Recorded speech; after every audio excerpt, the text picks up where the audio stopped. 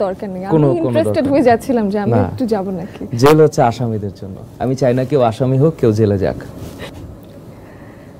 Hello everyone, সবাইকে আমন্ত্রণ জানাচ্ছি আজকের দি টক রুমে। আমি আছি অহনা তাসনিম খান এবং আমাদের সাথে আপনাদের ভীষণ প্রিয় একজন মানুষ আছেন। একটা দাবি নয়, বরং 9টা দাবি থেকে এক দফা এক দাবি, একটাই মাত্র দাবি এসে দাঁড়ালো স্বৈরাচারিতার অবসান চাই। এবং সেই সময় একটা বৈষম্য বিরোধী ছাত্র আন্দোলনের কি পরিণতি হবে সেটা কেউ না জানলেও ছাত্রদের পাশে দাঁড়াতে কার্পণ্য করেননি যিনি, তিনি ছাত্র আন্দোলনের ভীষণ জনপ্রিয় মুখ, ছাত্রদের ভীষণ মনোবলের জায়গা, ফাহাদ স্যার আমাদের সাথে আছেন। ফাহাদ হোসেন, ওয়েলকাম ভাইয়া, কেমন আছেন? আলহামদুলিল্লাহ ভালো আছি, আল্লাহ ভালো রাখছে। আপনি কেমন আছেন? আমি ভীষণ ভালো আছি এবং আজকের দিনে একটা আপনার কাজকর্ম দেখতে দেখতে একটা জিনিস দেখলাম, কারাবন্দির দিনগুলো সেটা আসছে এবং একটা লেখা সামনে আসলো যে বীরপুরুষ হলে কখনো আয়ু কমে না এবং কাপুরুষ হলে আয়ু বাড়ে না। এই কথাটার একটু আমি তাৎপর্য জানতে চাই।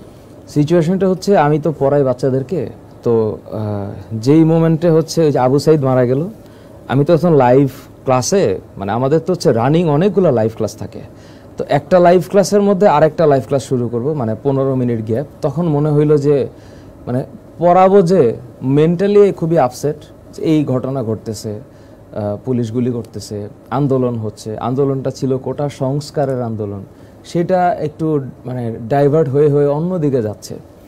তো তখন একটা সময় মনে হলো যে এরপরে তো বিপদ অবধারিত, তো বিপদ যখন অবধারিত হয়, বিপদটা কি হবে সেটা তো আমি জানি না। তো আমার তো আয়ু হচ্ছে ফিক্সড, আমি জানি যে আমার আয়ু হচ্ছে ফিক্সড। তো এখন পুরুষের কোন ক্যারেক্টার প্লে করলে আয়ু তো আসলে কমা বাড়ার কোনো ক্যারেক্টার নাই। তো বীর পুরুষ হোক আর কাপুরুষ হোক, সেটা হচ্ছে, এটা আসছে লাইনটা এরকম যে আমার যে অ্যাক্টিভিটি, সেই অ্যাক্টিভিটির মধ্যে যদি বোল্ডনেস না থাকে, বা আমার যে স্বতন্ত্র চরিত্রটা এটা যদি ফুটে না ওঠে, বা যদি স্টুডেন্ট মনে করে যে আমি কোনোভাবে নিজেকে একটু সেফ করে একটু আড়ালে থেকে নিজের ভবিষ্যৎটাকে বাঁচানোর চেষ্টা করছি, ওতে করে আমার মনে হয় না যে খুব একটা লাভ হওয়ার কথা ওই মোমেন্টে। তো তখন ওই লাইনটা আসছে আর কি, যে যেই হই, কাজ যাই হোক সেটা যেন সলিড কাজ হয়, একদিন তো মারা যাইতেই হবে, তো সেটা তো আমি জানি না কখন হব। তো আমার কাছে মনে হয় জীবনের আইডিওলজিটা হচ্ছে একটু চোখ কান খোলা রেখে যতটুকু সম্ভব সততার সাথে থাকা, তাইলে আয়ুর উপর কোনো ইফেক্ট হবে না। বাহ, এটা চমৎকার। কারণ অনেক শিক্ষকই আসলে এটাও দেখা গেছে আন্দোলনের সময় যে তারা একটু গা বাঁচিয়ে চলছেন, ছাত্রদের পাশে নেই অনেকেই, এবং ছাত্রদেরকে অনেকে বলেছেন যে তুমি যদি আন্দোলনের সাথে থাকো তাহলে তোমার সাথে অন্যরকম অ্যাকশন নেওয়া হবে, এরকম কথা কিন্তু এসেছে। তো তারা আসলে গা বাঁচিয়ে চলছে, নিজের আয়ুষ্কালের কথাই হয়তো ভাবছিলেন যে আমি হয়তো যাব এবং আমার পেছনেও হয়তো কোনো একটা খারাপ শক্তি আসলে লেগে পড়বে। তো সেই বিষয়টা সেই শিক্ষকদের জন্য কি বলতে চান? ওনাদের আসলে দোষ আসলে ওনাদেরকে কিভাবে দিব, ওই অনেক বছর ধরে একটা সিস্টেমটাই আসলে পছন্দ ধরেছিল। যারা এই কথা বলেছে তারাও জানতো যে তারা আদর্শ শিক্ষকের জায়গা নাই, এবং শুধুমাত্র শিক্ষক না, এখানে আসলে সামগ্রিকভাবে একটা দেশের ব্যাপার।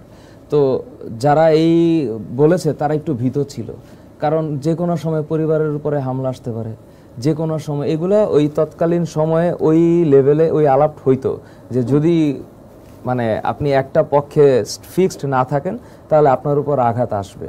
তো সেটা যদি আপনি যদি চাকরি করেন, তা আপনার উপর মহল যদি আপনাকে এই চাপটা দেয়, তো সেই চাপ মেনে আপনাকে অবশ্যই ভীত হইতেই হবে। তো আমি হচ্ছে একটা সোলফুলি একটা মানুষ, আমি আমার এডটেকে আমার প্ল্যাটফর্মে আমার ফাহাদস টিউটোরিয়াল টিমের মধ্যে যারা আছে এরা সবাই স্বাধীন চেতা, এখানে কেউ চাকরি করে না, এটা বললে বস রাগ করবে, এটা করলে চাকরি থাকবে না, এই ধরনের সিচুয়েশন আমাদের কালচারে নাই। তো আমরা এক একজন হচ্ছে এক একটা মানুষ, ব্যক্তি মানুষ, তো আমাদের ভিতরে এই ক্যারেক্টারটা নাই। এই কারণে আমি এটা ফিল করি না যে আমার উপরের মহলের বস আমাকে বলল যে এইটা করা যাবে না এবং করলে এই হবে, এই ধমক আমাকে দেওয়ার মতো তখন কেউ নাই, তখন কেউ ছিল না আর থাকবেও না। তো তখন আমার মনে হয়েছে যে যারা অ্যাকচুয়ালি গা বাঁচিয়ে চলছে এরা পরিবারের কথা চিন্তা করছে, এরা চিন্তা করছে কি হবে, আবার ঝুট ঝামেলা, বাচ্চারা কি করতেছে, পুলিশ যদি আইসা একটা অ্যাক্টিভিটি করে তাহলে তো এরা থাকবে না, এই চিন্তা করেই হচ্ছে ওনারা পিছনে ছিল। সেফ সাইডে থাকার তো সবাই চেষ্টা করে, কার এত সাহস আছে বা কেনই বা সাহস সে করবে, এত সাহসে কেন দেখাবে আর কার বিরুদ্ধেই দেখাবে, এই জন্য এইসব চিন্তা করে হয়তো তারা মুখটাও খোলে নাই, বা বাচ্চাদেরকে বলছি যে তোমরা একটু মানে আন্দোলন করো না। এদিকে একটু পেছনের দিকে যদি যাই ফাহাদ ভাই, সেটা হলো যে অনেকেই বলছেন যে কোটা সংস্কারের এই আন্দোলনের কথাটা হুট করে মাথায় কোথা থেকে আসলো, বা এই যে আন্দোলনটা শুরু হলো, এটা শুরু হওয়ার মূল কারণ কি মনে হয় আপনার? আসলে অত ভিতরে তো আমি জানি না, আসলে ভিতরের গেম আরো অনেক আছে। এই আন্দোলন আজকে নেই, আন্দোলন ওর আগে থেকেই চলতেছিল। তখনকার সময় হয়তো গভর্নমেন্টের কিছু অ্যাক্টিভিটি ছিল, কোর্টেরও কিছু অ্যাক্টিভিটি ছিল। এই আন্দোলনটা কি কারণে শুরু হয়েছে ওই ব্যাকগ্রাউন্ড আমার অজানা।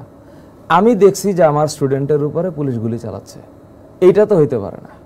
তো এখন স্টুডেন্টও দেখতেছি পুলিশকে মারতেছে, তো ওই যে পুলিশকে মারতেছে, ওই পুলিশ তো আমার ছাত্র